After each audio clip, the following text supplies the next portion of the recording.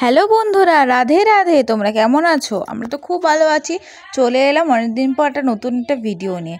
আজকে আমি ভাবলাম যে তোমাদের সাথে একটু কথা বলা যাক, ওই জন্য ভিডিওটা করলাম।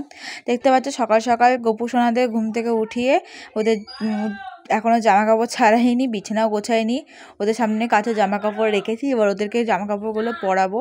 তার আগে দেখো আমি এখানে বাসন মেজে নিয়েছি এক গামলা। ভাবলাম আজকে একটু কাচাকুচি করবো গোপালের জিনিসপত্র নিয়ে। ওই দেখো দোলনা। আর আমাদের ঘরের গেটআপটা একটু চেঞ্জ হয়েছে, কারণ আমার নতুন খাট এসেছে, দেখাবো তোমাদের। এই দেখো আমার খাটটা এখনও অগোছালো হয়ে আছে, কারণ আমার ভাই এই ঘুম থেকে উঠলো, তো ওই জন্য এখনও অগোছালো। তো দেখতে পাচ্ছ ঘরের লুকটা একটু চেঞ্জ হয়েছে। তো এখানে খাট আলনা সব দেখতে পাচ্ছ কি সুন্দর সাজানো রয়েছে। একটু মনে হচ্ছে ঘরটা একটুখানি গ্যাদার হয়ে গেছে, কিন্তু কিছু করার নেই। আগে তো খাটটা ছিল না, এখন খাটটা হয়েছে, ওই জন্য।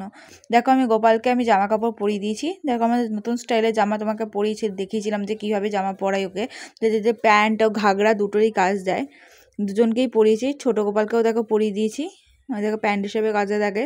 তো একদিকটা ছোটো উত্তরীয়টা একদিকটা ছোটো করে, একদিকটা বড়ো করে পেছন দিয়ে নিয়ে যাই, নিয়ে দড়িটা বেঁধে দিই। এবার আমি কাপড়গুলো তুলে নেবো, কারণ এগুলো কাচতে হবে। নিচে টাওয়ালটা, রুমাল আর কাপড়গুলো সব তুলে নিলাম। এবার গোপালকে বসিয়ে দেবো।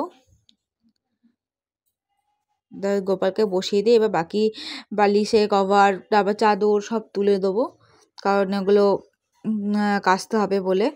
দেখতেই পাচ্ছ এই যে ছোটো ছোটো বালিশ, এই বালিশগুলো আমি তুলে নিই। তার সাথে দেখো ওদের কিন্তু ঘুমানোর সময় ওদের মাথার কাছেই কিন্তু আমরা গলার চেন বাঁশি সব রাখা হয়। দেখেছো? চেন খুঁজতে পারছি না, কিন্তু চেন কোথায় না, বালিশের কভারের ভেতরে পেয়েছি।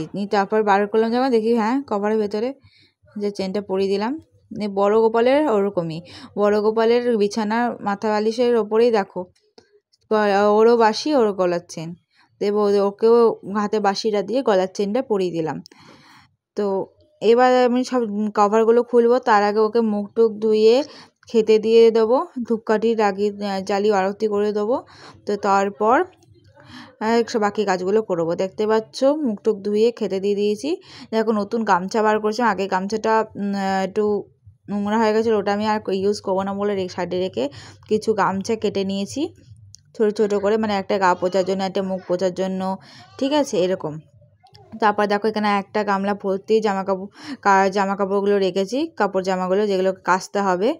তো এবার এগুলো সার্ফের জলে দেখো চুবিয়ে দিয়েছি। ভিডিওটা ভালো লাগলে লাইক কমেন্ট শেয়ার করতে ভুলো না। টাটা।